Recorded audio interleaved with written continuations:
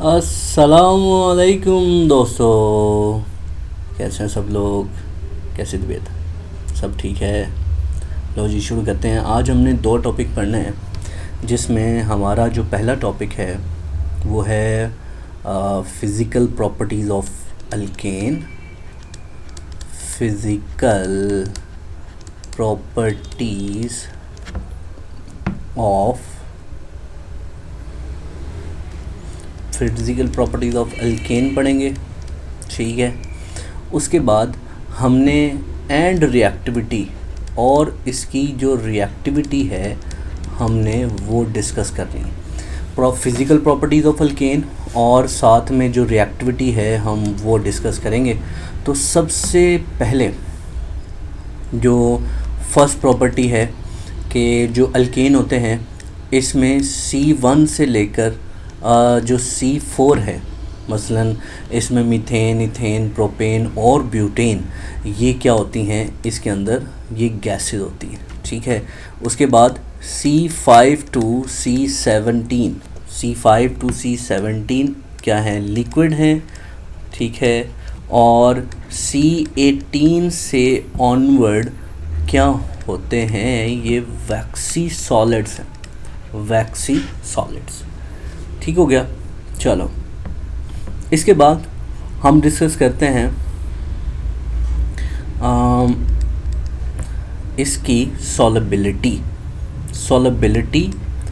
Of alkane. Solubility, अच्छा, ये solubility की जो बात कर रहे हैं क्योंकि जो अल्केन हैं ये नॉन पोलर होते हैं, नॉन पोलर इनकी नेचर है, नॉन पोलर, तो उसकी वजह से ये सिर्फ़ और सिर्फ किस में हल होंगे, ये पोलर सॉल्वेंट्स के अंदर ही हल होंगे, पोलर सॉल्वेंट्स के अंदर हल होंगे। और ये इनसॉल्युबल होंगे। इनसॉल्युबल किसके अंदर, इन पानी के अंदर, वाटर के अंदर ये इनसॉल्युबल होंगे। तो किस में सॉल्युबल होंगे, ये टॉलीन के अंदर, CCl4 के अंदर, इसमें मतलब इसमें हल होंगे। और जो वाटर है जो कि पोलर सॉल्वेंट है इसमें हल नहीं होंगे। वजह क्या है, इनकी नॉन पोलर नेचर है, ठीक है। तो नॉन पोलर नेचर मैं आपको बता देता हूँ कि इसके अंदर में असल में कार्बन बॉन्ड पाया जाता है और कार्बन और हाइड्रोजन बॉन्ड पाया जाता है। अब कार्बन और हाइड्रोजन जो हैं, कार्बन और कार्बन में तो कोई पोलैरिटी का डिफरेंस नहीं हो सकता, लेकिन कार्बन और हाइड्रोजन में जो इलेक्ट्रोनेगेटिविटी का डिफरेंस है, मतलब कार्बन की अगर इलेक्ट्रोनेगेटिविटी कितनी है 2.5 है, तो हाइड्रोजन की इलेक्ट्रोनेगेटिविटी कितनी है, ये है 2.2, जो कि डिफरेंस कितना है, मतलब डेल्टा E.N का जो डिफरेंस है वो तकरीबन 0.3 है, जो कि 0.4 से कम है, इसलिए ये इसको नॉन पोलर जो है वो बना देता है, ठीक हो गया। चलो भाई, तो ये पता चल गया कि सॉलेबिलिटी जो है, यानी अल्केन लेस सॉल्यूबल या इनसॉल्यूबल हैं किसके अंदर, पानी के अंदर, और वो हल होते हैं किन के अंदर, पोलर सॉल्वेंट के अंदर हल होते हैं। अच्छा जी, अब बारी आती है इनके बॉइलिंग पॉइंट्स की। बॉइलिंग पॉइंट्स, अच्छा, जैसे जैसे कार्बन की चेन, यानी हम ये कहते हैं कि ये जो नंबर ऑफ़ कार्बन्स है ना, नंबर ऑफ़ कार्बन, अल्केन में जैसे जैसे नंबर ऑफ़ कार्बन बढ़ते जाते हैं ना, तो इनके अंदर एक चीज़ पाई जाती है, फोर्सेस पाई जाती है उसको, क्योंकि हमने कहा कि इसके अंदर डाइबल फोर्सेस तो नहीं होंगी, हाइड्रोजन बॉन्डिंग नहीं होगी, तो फिर इसके अंदर क्या हो सकती है, इसके अंदर लंडन डिस्पर्शन फोर्सेस होती है। तो number of carbon has direct relation with London dispersion forces, ठीक है। और ये लंडन डिस्पर्शन फोर्सेस क्या करती हैं, इनका डायरेक्ट रिलेशन है किसके साथ, बॉइलिंग पॉइंट के साथ। तो जैसे जैसे नंबर ऑफ़ कार्बन इंक्रीज़ होंगे तो वैसे वैसे बॉइलिंग पॉइंट जो है वो इंक्रीज़ होता जाएगा। मिसाल, मतलब ये हमारे पास जो मीथेन है और हमारे पास पेंटेन है, ठीक है, पेंटेन। अब मीथेन क्या है, मीथेन एक गैस है और पेंटेन क्या है, एक लिक्विड है।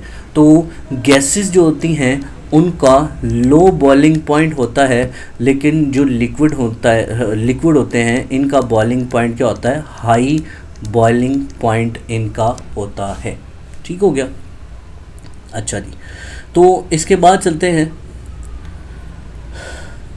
मतलब ये जो फार्मूला है ये सिर्फ और सिर्फ बॉइलिंग पॉइंट तक ही महदूद नहीं है, इसके अंदर जो है वो हम डेंसिटी को भी लेके आ सकते हैं, मतलब डेंसिटी भी डिस्कस कर सकते हैं। तो उसके बाद जो पॉइंट है वो है जी डेंसिटी। डेंसिटी मतलब अल्केन की इनकी डेंसिटी क्या होती है, तो डेंसिटी भी जो है यहाँ पर नंबर ऑफ़ कार्बन पर ही डिपेंड करती है। तो जैसे जैसे असल में नंबर ऑफ कार्बन जो है वो डायरेक्ट रिलेशन रखता है किसके साथ, किसी भी कंपाउंड के मोलर मास के साथ डायरेक्ट रिलेशन रखता है। तो जैसे जैसे मोलर मास इंक्रीज़ होगा तो उसी तरह क्या इनकी डेंसिटी भी बढ़ती जाएगी। मोलर मास इंक्रीज़ होगा तो डेंसिटी भी बढ़ती जाएगी। वजह क्योंकि डेंसिटी का फार्मूला D = m/v है। तो जब मास इंक्रीज़ होगा तो साथ में डेंसिटी भी इंक्रीज़ हो जाएगी। डेंसिटी भी, इसका मतलब है एक तरफ आपके पास पतला आदमी है, एक तरफ मोटा आदमी है, तो पतला उसकी डेंसिटी कम, वजह उसका मास कम है। दूसरी तरफ जो मोटा आदमी है उसका मास ज़्यादा है तो उसकी डेंसिटी भी ज़्यादा होगी। ठीक हो गया। चलो भाई, इसके बाद हम बात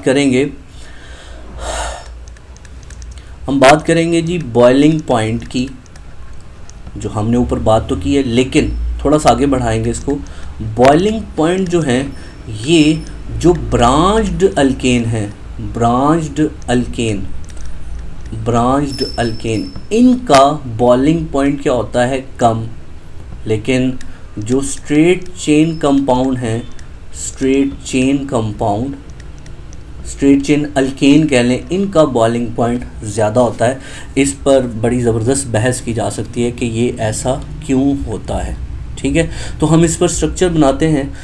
हमारे पास हम 4 कार्बन लेते हैं, 1 2 3 और ये 4, और इसके सामने भी हमने क्या करते हैं, 4 ही कार्बन बनाते हैं। दूसरी तरफ हमारे पास क्या है, 3 कार्बन है और 1 कार्बन को हमने ब्रांच बना लिया। इसी तरह कार्बन और 1 कार्बन हमारी आ गई ब्रांच। तो यहाँ पर देखो जो इनके अंदर जो लंडन डिस्पर्शन पैदा होने के जो चांसेस हैं वो किस में ज़्यादा हैं, स्ट्रेट चेन में ज़्यादा है, जबकि इनमें ब्रांच की वजह से जो लंडन डिस्पर्शन फोर्सेस हैं वो कम बन रही हैं। तो हम यहाँ कहेंगे क्योंकि यहाँ पर मोर लंडन डिस्पर्शन फोर्सेस हैं और यहाँ पर लेस लंडन डिस्पर्शन फोर्सेस हैं, इसलिए इनका बॉइलिंग पॉइंट क्या होगा, ज़्यादा, और इनका बॉइलिंग पॉइंट क्या होगा, कम। ठीक है, तो ये बात पता चली कि लंडन डिस्पर्शन फोर्सेस जो हैं, ये बड़ी कमाल की चीज़ है। इससे हमें अल्केन की बहुत सारी जो चीज़ें हैं उससे पता चल सकता है, प्रॉपर्टीज़ को हम उनके बारे में बात कर सकते हैं। ठीक हो गया। अच्छा,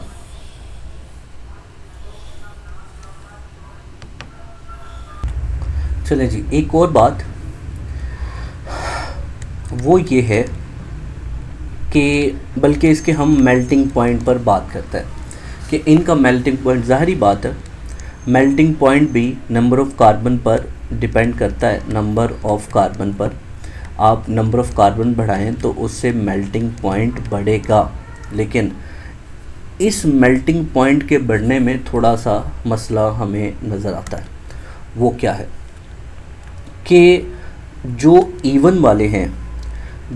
इवन अल्केन हैं, यानी वो अल्केन जिसमें even number of carbon atoms हैं, इनका मेल्टिंग पॉइंट क्या होता है, ज़्यादा। और वो अल्केन जिसमें odd number of carbon atoms हैं, और नंबर ऑफ़ कार्बन एटम, इनका मेल्टिंग पॉइंट कम होता है। ठीक हो गया। अब ये क्या वजह है, तो याद रखें जो अल्केन जो मेल्टिंग पॉइंट होता है ना, ये दो चीज़ों पर डिपेंड करता है। मेल्टिंग पॉइंट दो चीज़ों पर डिपेंड करता है।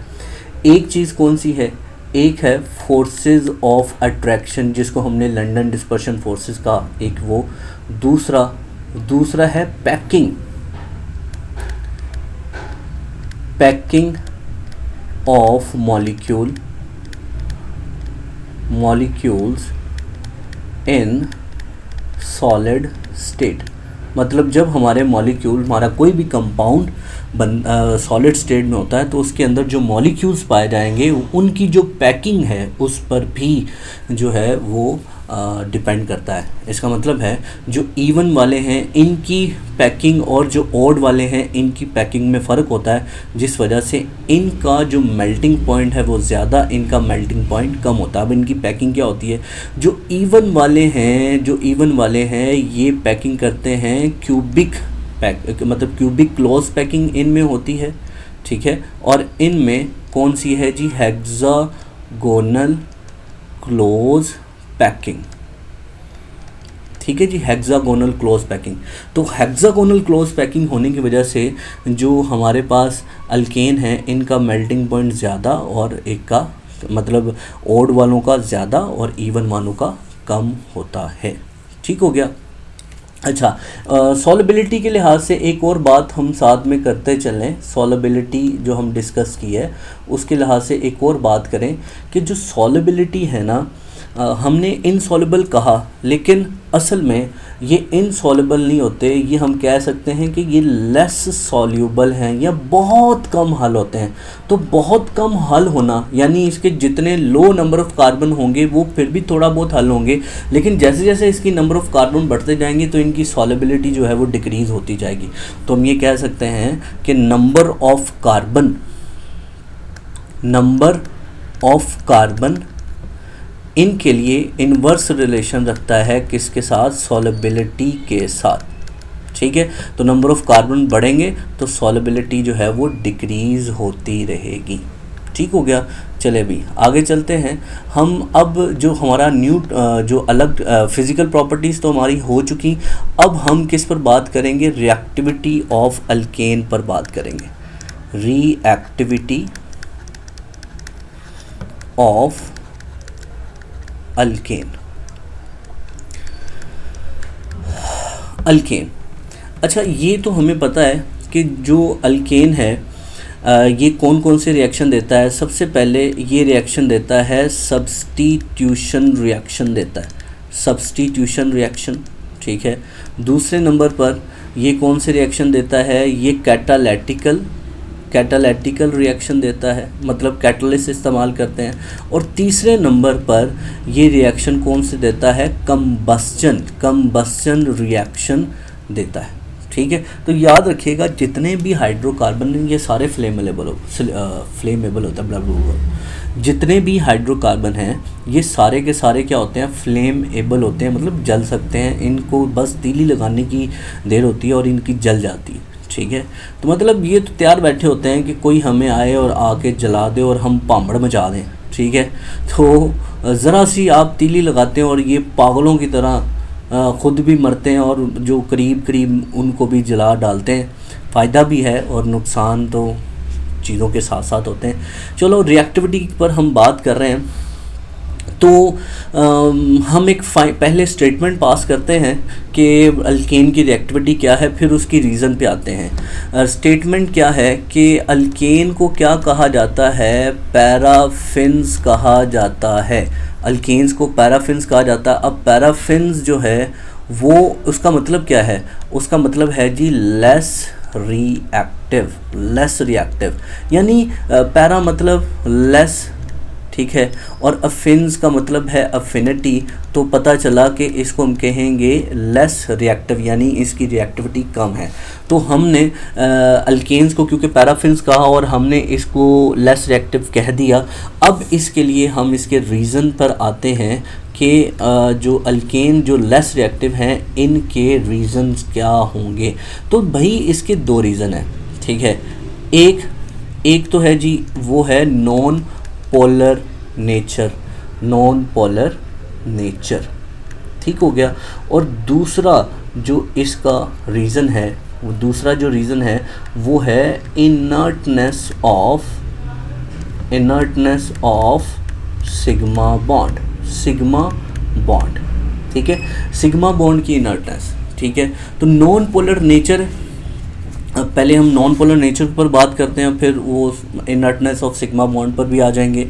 तो जो नॉन पोलर नेचर है इसके लिए क्या है, मतलब अल्केन जो है वो नॉन पोलर तो है ही, उनकी नेचर नॉन पोलर है, तो उस सूरत में क्या होगा, ये हमारे पास हमने पीछे भी बात की है कि कार्बन और हाइड्रोजन या कार्बन और कार्बन के दरमियान जो बॉन्ड हैं उनमें पोलैरिटी इतनी अच्छी नहीं है, इतनी माकूल नहीं है। इसमें तो डेल्टा ई डॉट एन वो तो ज़ीरो ही है समझो, बल्कि ज़ीरो है ही।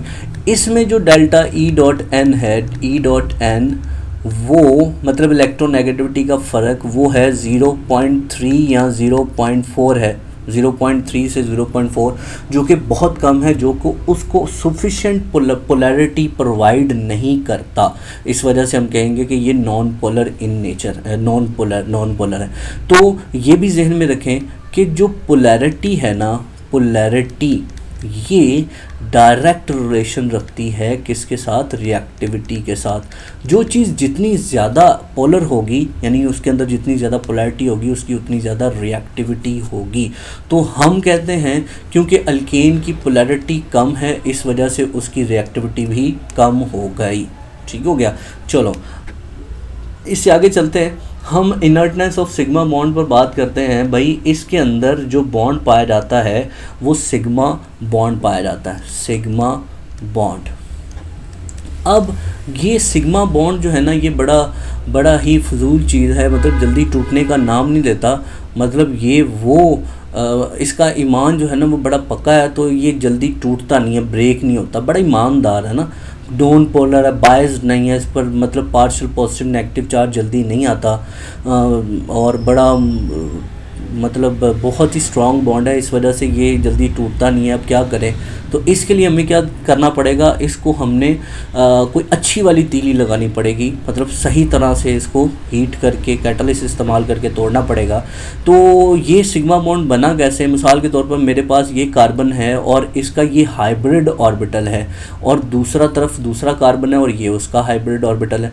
तो ये क्या करते हैं, पैरेलल ओवरलैपिंग में, पैरेलल नहीं, हेड टू हेड ओवरलैपिंग की वजह से यहाँ पर जो हमारे पास बॉन्ड बन जाता है वो सिग्मा बॉन्ड बन जाता है।